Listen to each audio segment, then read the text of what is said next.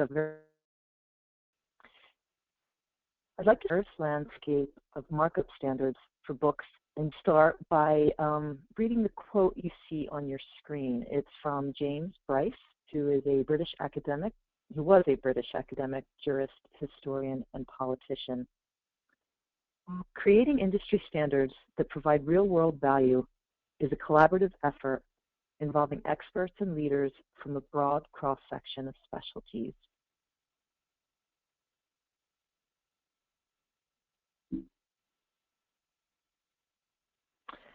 So thank you for joining us today. My name is Marianne Kalahana.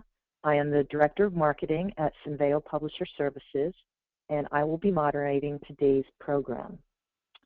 Today's agenda includes a brief overview of Cenveo Publisher Services, an introduction to our speaker, markup history overview and discussion of the standards landscape, and finally, we will save plenty of time to take questions from you.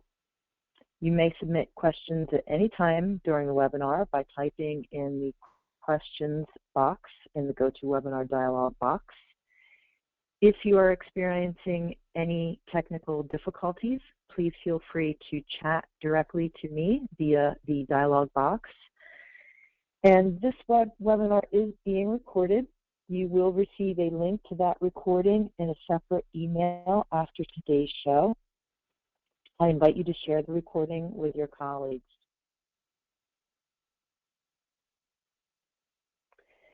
Cenveo Publisher Services is a division of Cenveo. Cenveo provides creative solutions that help organizations communicate with their customers. Cenveo Publisher Services has locations in the US, India, and the UK. Our practices and content management are indeed standards driven, and we have a long history of working with some of the world's leading publishers. We have more than 1,700 full-time staff and a broad network of subject matter experts who work on a contractual basis with us.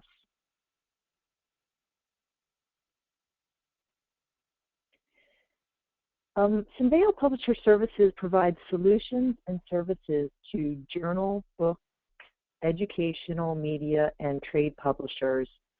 I like to say that we provide solutions along the entire content life cycle, from content creation through delivery. And we all know that delivery means a number of things, print, digital, mobile, etc. And I'm not going to read through each of these bullet points, but I will stress that we deliver a full range of technology, content, and delivery solutions that escalate revenue and streamline workflows, while most importantly ensuring editorial quality and integrity.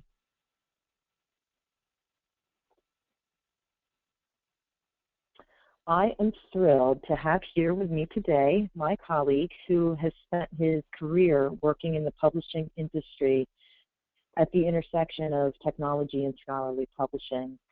Evan Owens is Vice President of Publishing Technologies at Cenveo Publisher Services. He most recently worked as CIO and Head of Technology Strategy at AIP Publishing. My name is Marianne Kalahana. I started my career in STM Publishing and have held editorial, production, and management roles for both book and journal publishers. Today, I take my publishing background and ensure Cenveo's breadth of services are communicated to prospects and customers in a meaningful way. I invite you to follow us on Twitter or LinkedIn and keep abreast of industry news and developments. You can access links to our social media outlets via our website at www.cenveopublisherservices.com. And now I introduce Evan, who will provide more details on his background. Evan, welcome. Thank you. So markup languages has always been the core of my activity in publishing technologies. I started at the University of Chicago Press many years ago in the SGML world, helped put Chicago on SGML. I wrote the UCP journal DTD. That was before ISO 12083 came along. I ended up as the US technical representative to ISO 12083. I was on the NLM DTD committee. I've been on the NISO architecture committee. I'm currently on the NISO board of directors. I was involved in JATS from the very beginning, and I'm on the standing committee. In addition to markup, I've also been involved in metadata. In my time at JSTOR Ithaca Portico, which is a digital preservation initiative, we were working with the library community on preservation metadata. Also, I've been on the Crossref technical working groups, which had involved in metadata. And so lots of content and content markup and metadata standards. So that's something that has interested me professionally, but also intellectually. And some of what I'm going to talk today is about the intellectual challenges of content markup and standards and the landscape. So, next slide.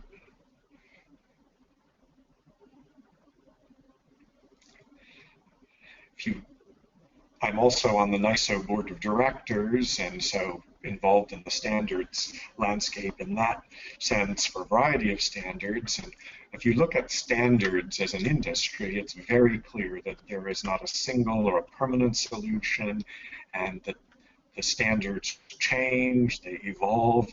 And for us in publishing, it's important to remember that our standards are not just publishing driven, that mass market technology is important. So, you know, for scholarly publishing, the standards may come from the Apple and phone apps of the world and things that are relevant and drive communication, not just scholarly communication.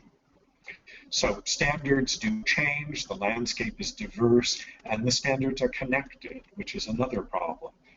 Content markup standards are not just about content, they also connect to metadata and business practices of the publishing industry. So the text markup also has to relate to metadata such as ONIX or PRISM or MARC or Crossref, FundRef, things like ORCID and Ringgold, and one could do a whole presentation on just that topic alone. That's what I'm going to talk about today as a technical issue, but not into the details of those specific standards. So, next slide.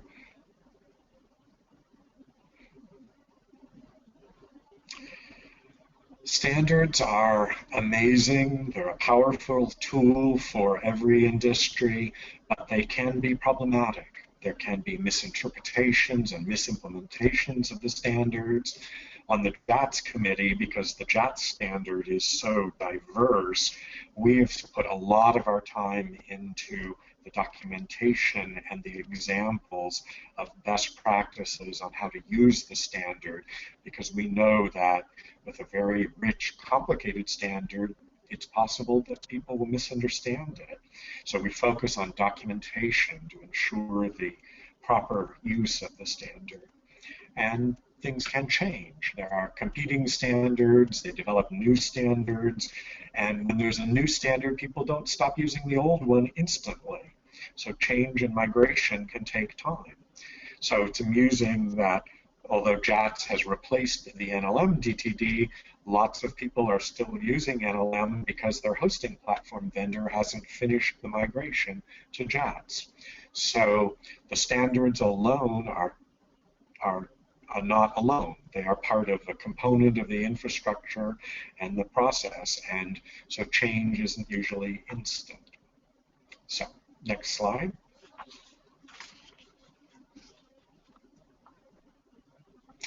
As I was preparing for this talk, I was thinking about the history of markup languages, and so this is just a very high-level landscape. I didn't put on this chart every single version of every standard, because if I did, the entire screen would be filled.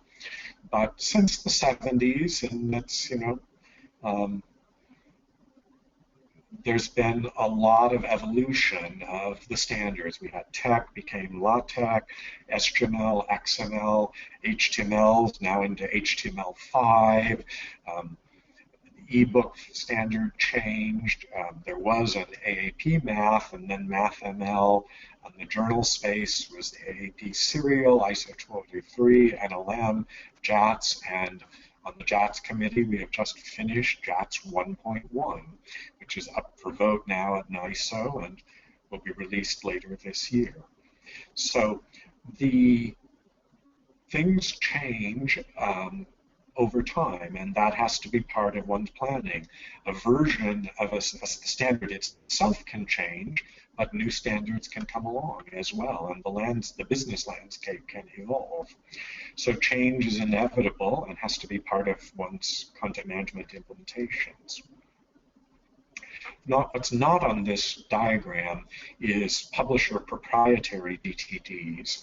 But the historical note there is, although that was very big in the 90s, that has declined considerably in the last decade in favor of industry standard DTDs, such as JATS and the EPUB, so on.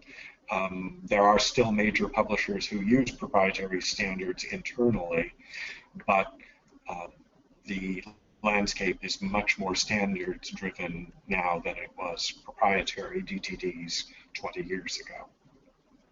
So, next slide.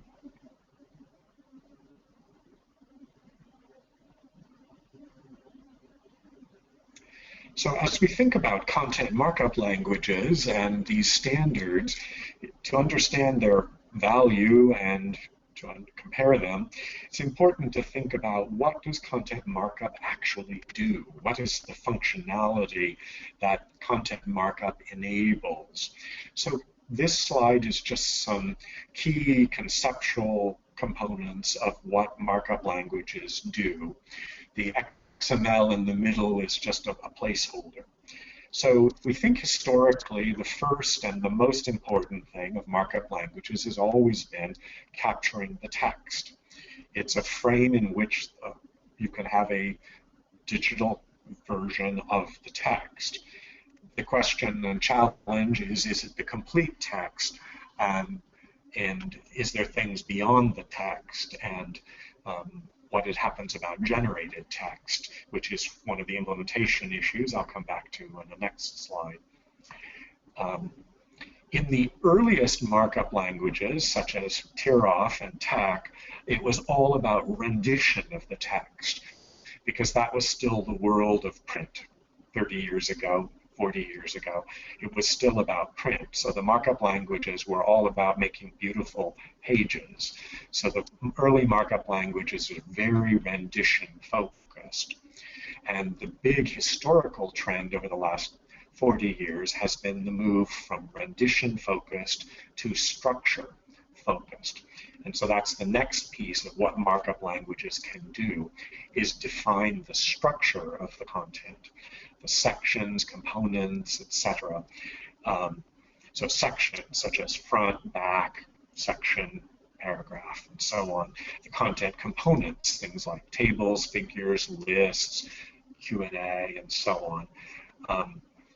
And then subcomponents, things like math embedded in the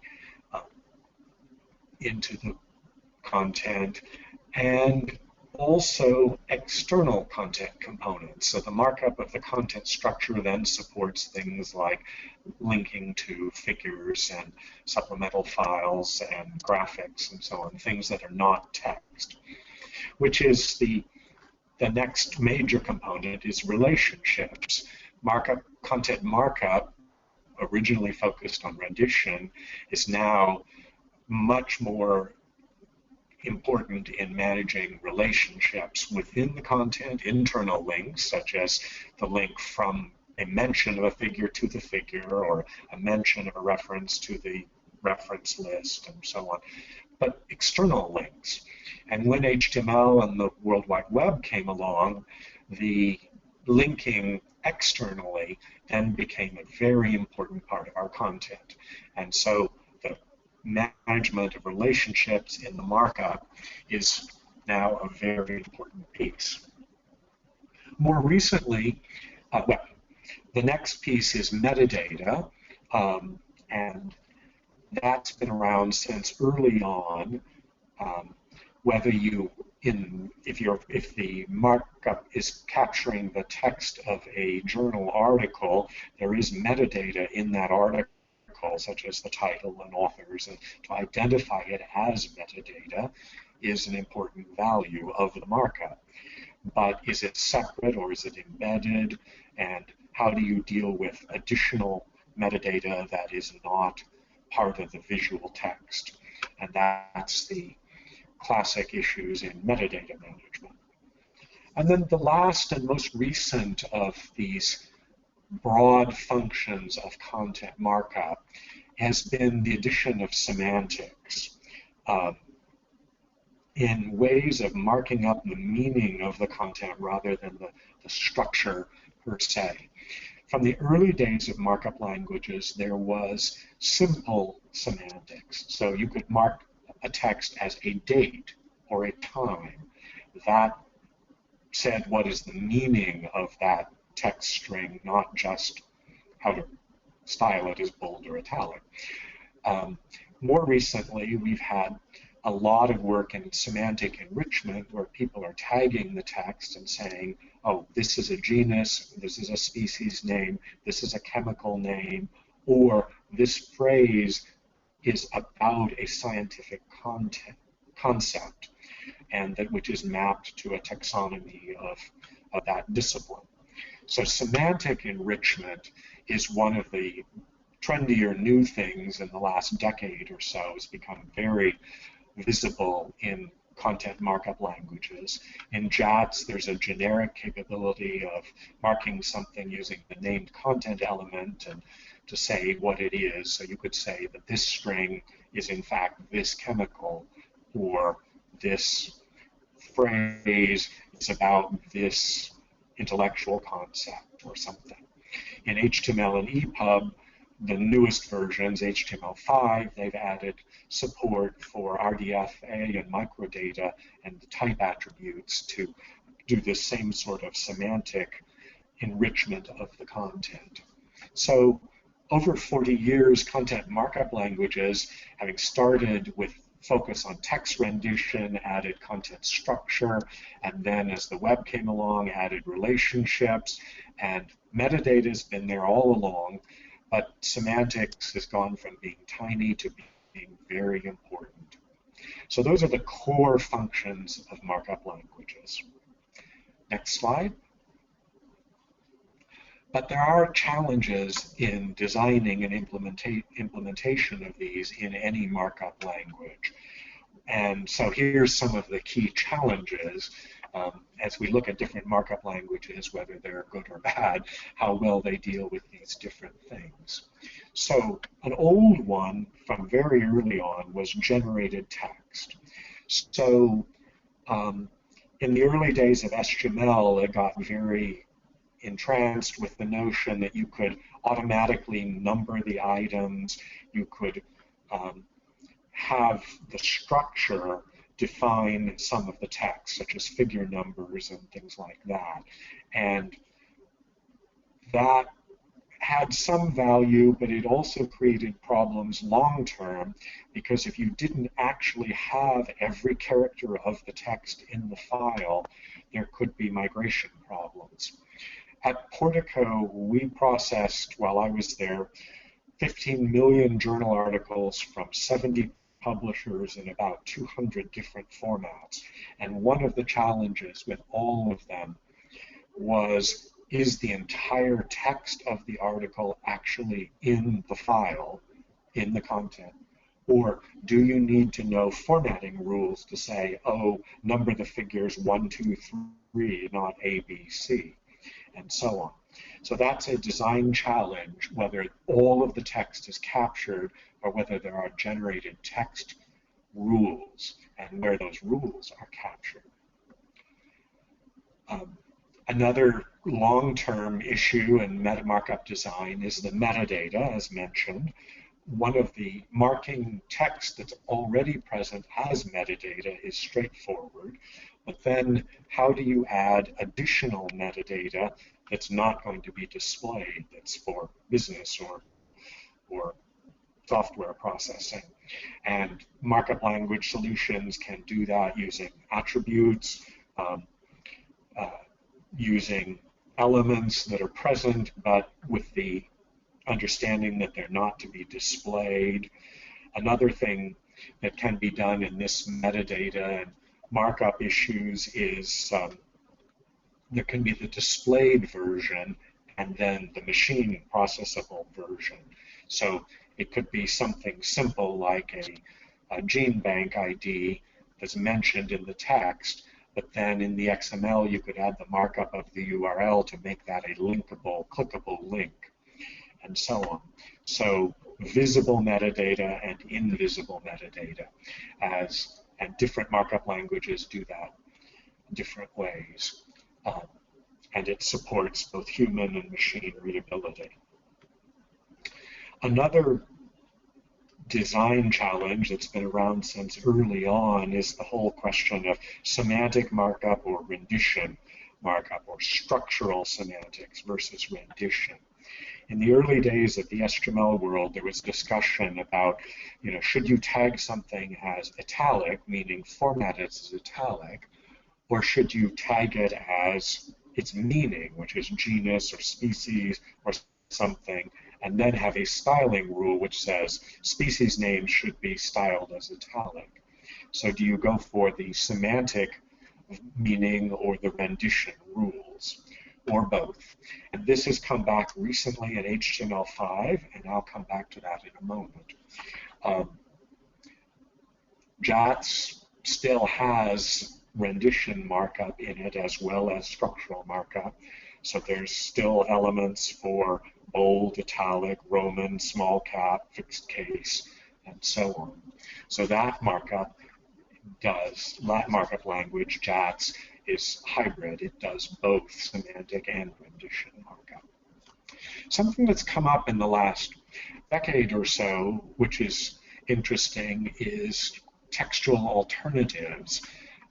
This is inspired in part by the internationalization of scholarly communication, the need to say this is the Asian language form of the author's name in the original language characters, and this is the transliterated name of the form of the name, or in the case of an institution name, a translated name. So being able to have multiple versions of something as alternatives is something we added into JATS in request to input from Japanese publishers using an element called alternate. So you could say, here's a person, but there are 3 alternate name forms for that person, and they all belong to that person. And the same for an institution name. This is an institution, this is its name, this is an alternate form of the name. And that notion of alternatives is now rich in both EPUB 3 and in JATS to support this. It's not just names, it can also be other things like math. So you could say this is the MathML of the equation, this is the tech of the equation, this is the image of the equation. And JATS markup supports that. You can say these 3 are different encodings of the same bit of information. And then the last big structural problem in content markup languages is how does it deal with external components, such as file names, and how do you map the graphic files that are the figures of an article or a book or something? How do you link from the text and manage those external components? Is that part of the markup language? Is it external to the content in a content management system? And so on. This is not, until very recently, this has not had any robust solutions. EPUB finally got a really good solution for this. In the journal space, and is still not in the JATS standard, though it's on the agenda for future addition to JATS. So at Portico, when we got our 15 million journal articles to process, every publisher had a different rule about how to map the XML to the file naming. And so it was a big challenge. But now in EPUB, we have a packaging system built into the standard, so it's able to connect the text and the component files robustly. So on to the next, we are now on to the next slide about standards and standardization. So as you look at the landscape, it's not just the standards, but how you use the standards. And some standards are very specific, some are very broad, and so there can be a lot of variation in how they're used. So where is the consistency? Is it within a publisher, within publisher's collection? Is it just within a single title, but it's done differently in a different title, and so on? At Portico, because we had, at that time it was NLM, we had publishers using NLM, but they were using it so differently that in our file format registry, we named each publisher's practice of using NLM as a separate format. This is, in JATS, a similar problem because the standard is so flexible that publishers' use of it is very different. And this is a current industry issue. There is a new initiative called JATS for Reuse, which is just started in the last year, and they are defining a set of practices within the JATS standard to say, yes, there are 3 ways to do it, but you should do it this way so that we can have more interoperability for open access content. And so profiles of standards are important. And in EPUB, it's using the HTML5 standard, but it's using a subset of it as a profile. So that's another part of the markup, content markup landscape. It's not just standards, but how you use them.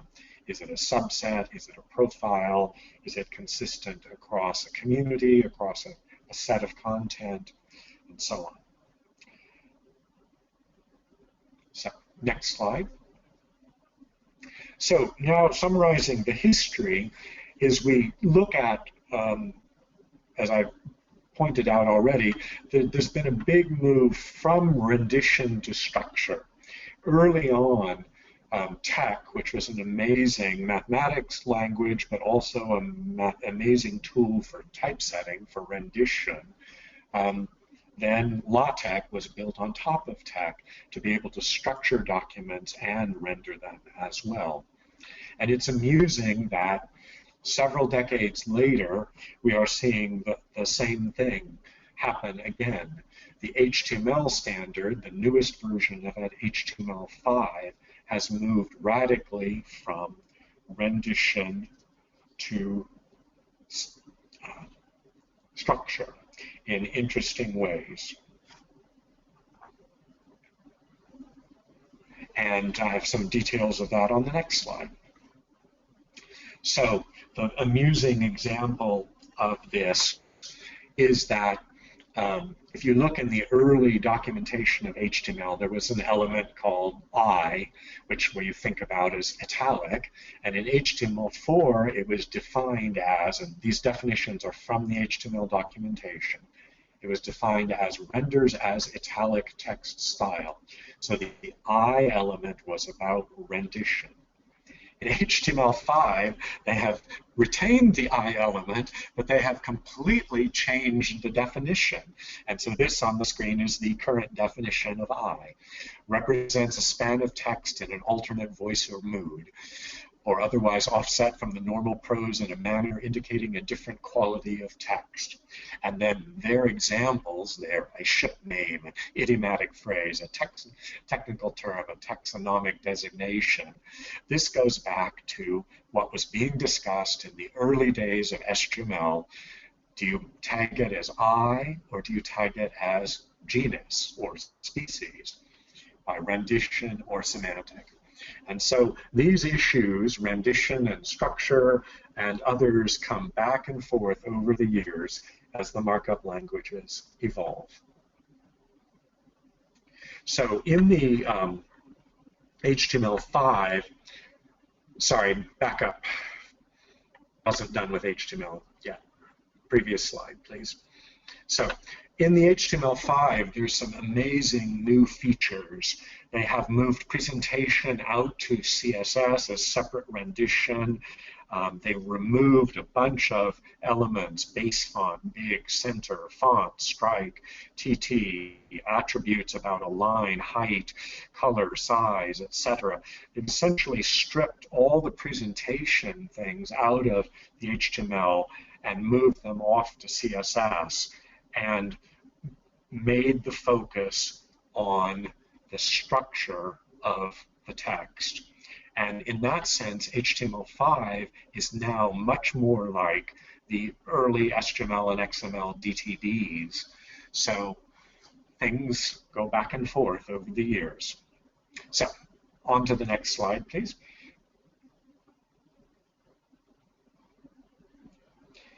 So just some observations on the big-time content-specific standards. JATS, which is the Journal Article Tag Suite, think of it as a master format. It is a very complex markup with both structure and some rendition, with incredibly rich metadata, front matter, citations, the ability to put a lot of other things in. But it also comes in multiple flavors, and the archive flavor, the publishing flavor, and it has no packaging in it. But it is very rich vocabulary and very rich markup, but because of that, community usage is fairly inconsistent, which is a challenge. EPUB, and now EPUB 3, which, although we think of it for books, it's EPUB, not eBook. It is a robust standard for electronic content, and it was architected very differently. It has packaging, it has metadata, it has rendition, and semantic support, and those things are separated out architecturally, which makes it more robust in very different ways than JATS, which is in the more historic DTD tradition in the XML space. But EPUB is an amazing extension to HTML5, builds on that very nicely, and as mentioned earlier, supports very rich semantic features such as microdata and RDFA. What's amusing is some of the things in EPUB 3 that are new and really strong are so innovative that they're coming up at the JATS committee and saying we need to support the same sorts of things for the journal space as well. So these connections are becoming closer, which is the next slide about.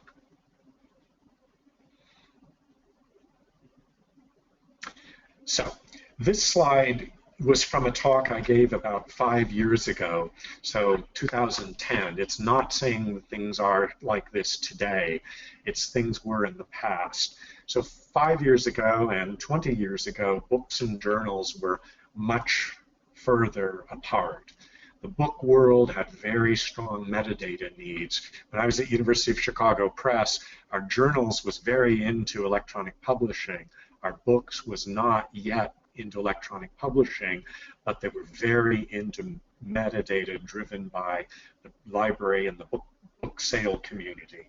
So the book side has a history of strong metadata and metadata standards.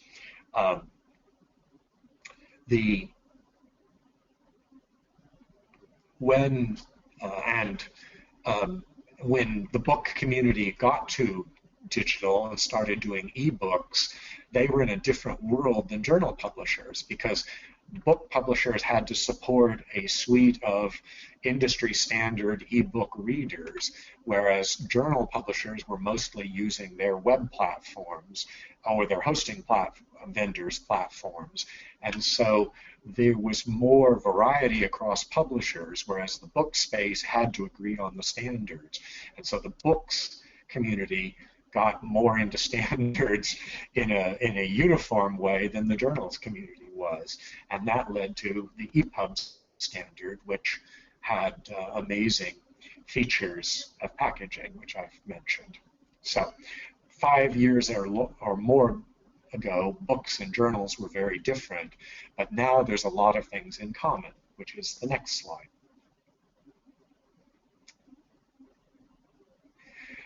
So book publishers and journal publishers now have to deal with phones and tablets and mobile delivery, and not just web and not just app-specific formats. So there are shared problems there. Some journal publishers are actually using EPUB as an alternative delivery format for their articles.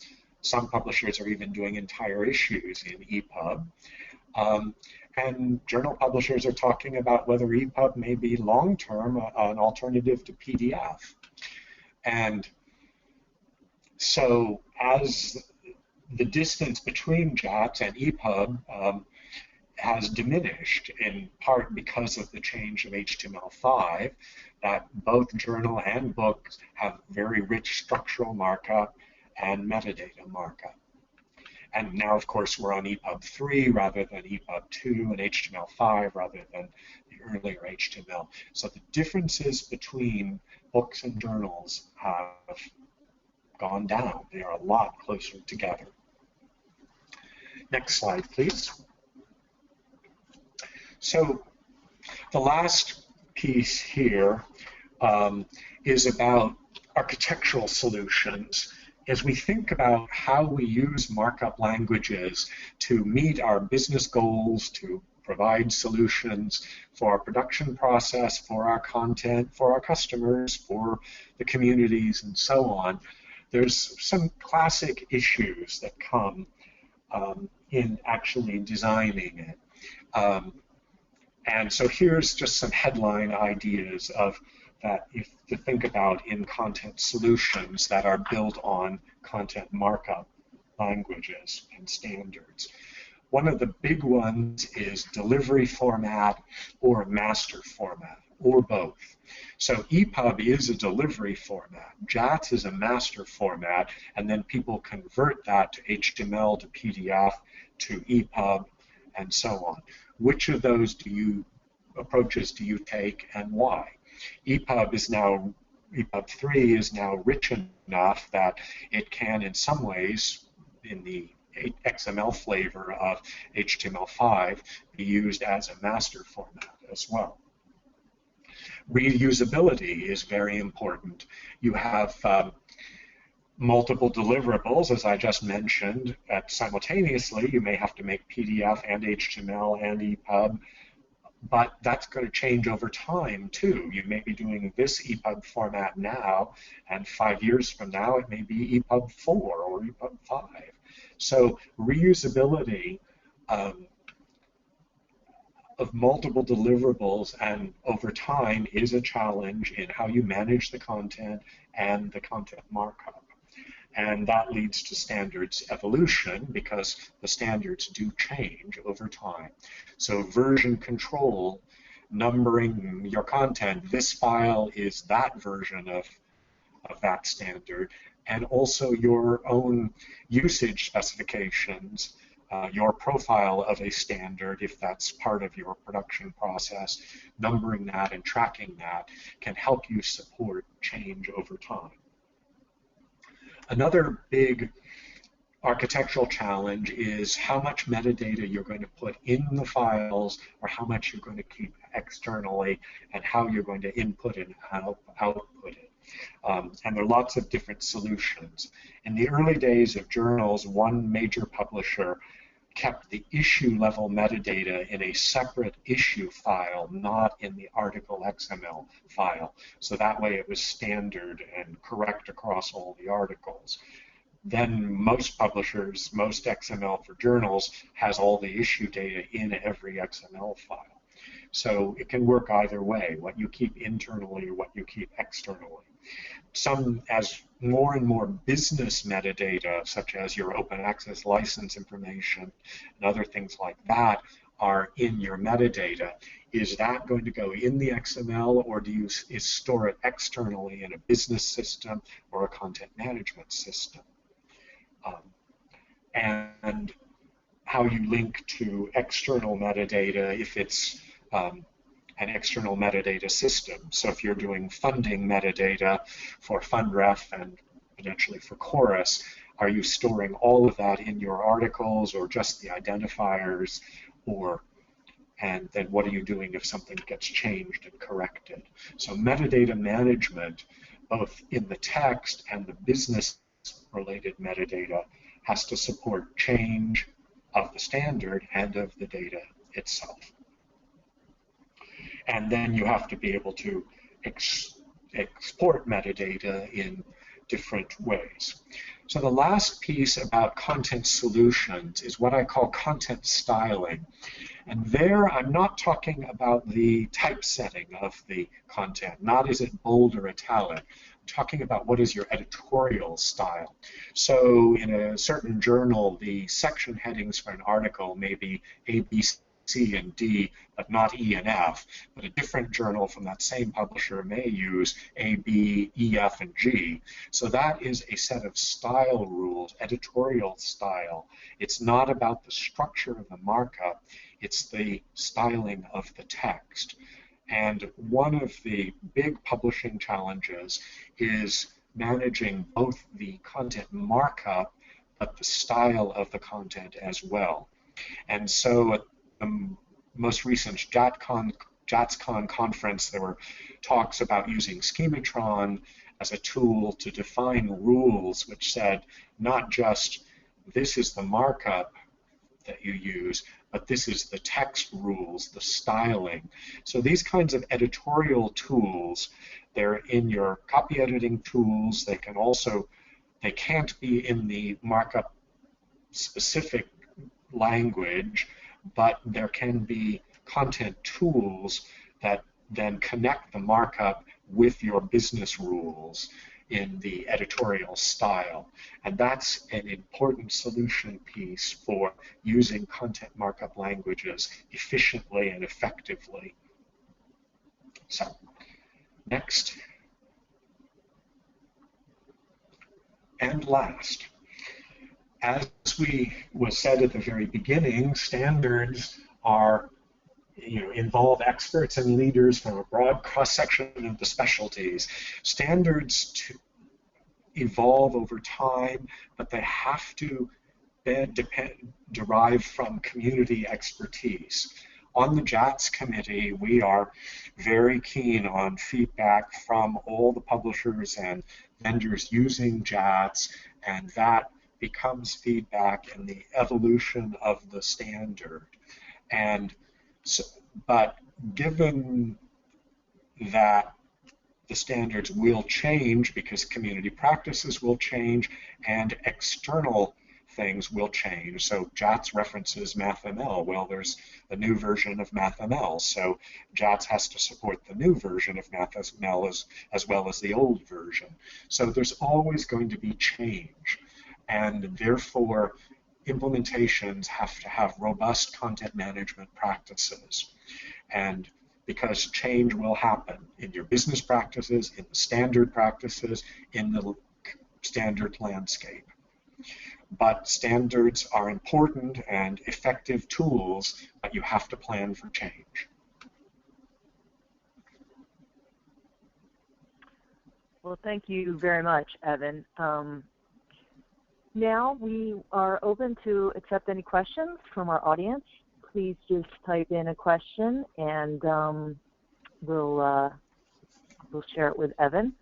While you're doing that, I do want to take a moment to mention that we will be at two conferences. Cenveo Publisher Services will be at two conferences next week.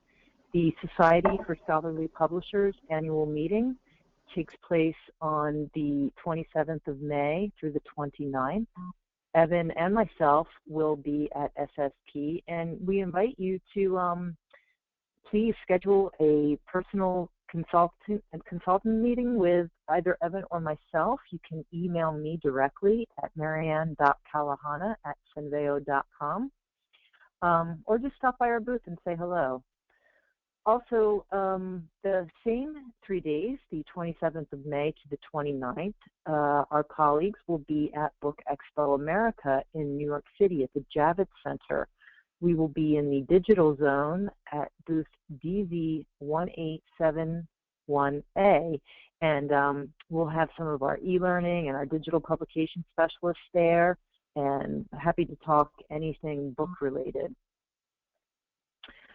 Okay, Evan, I'm going to toss a question I have here to you, and while others continue to enter their questions.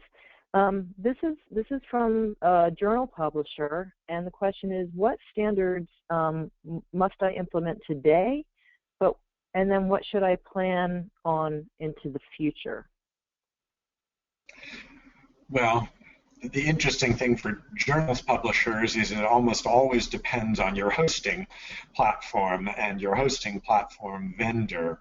So the specific flavors of JATS that a hosting platform prefers, or if your content is in, some of it is in PubMed Central, then you've got profiles of JATS that they have to require.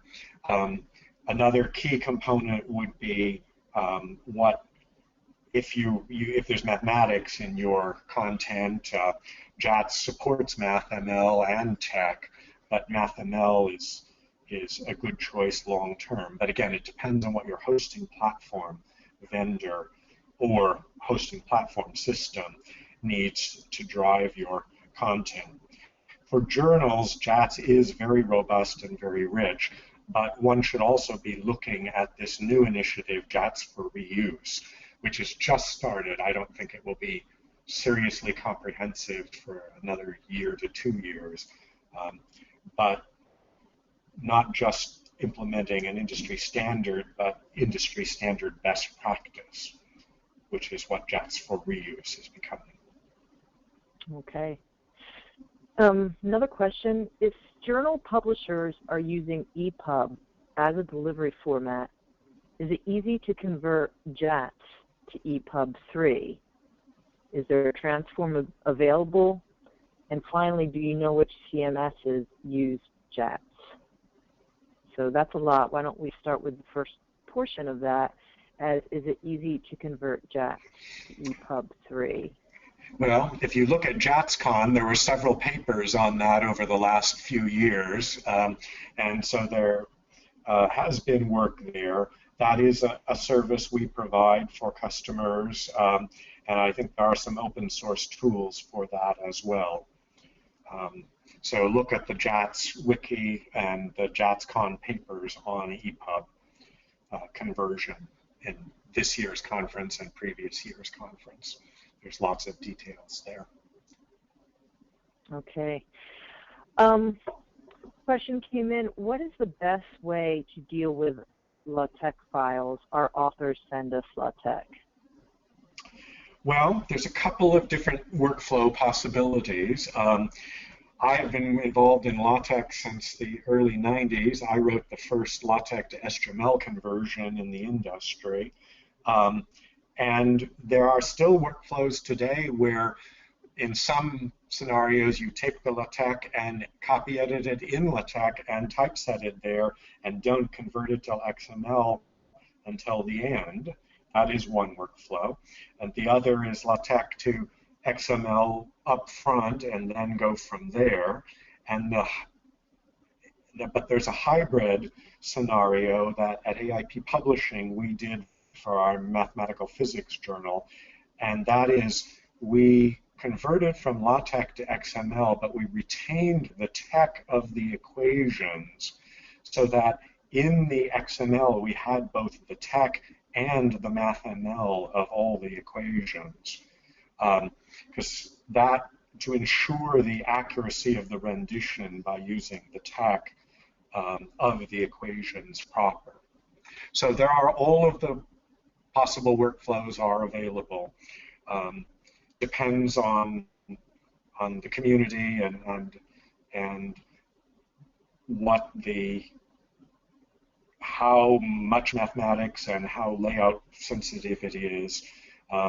Engineers are not as obsessed about the math formatting as theoretical scientists are.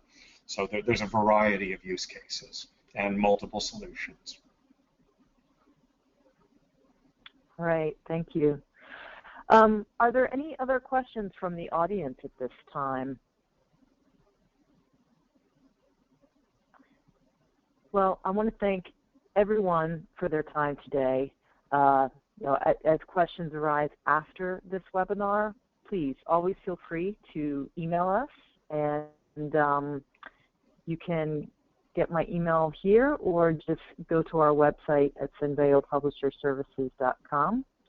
We hope to see some of you at SSP or BEA next week.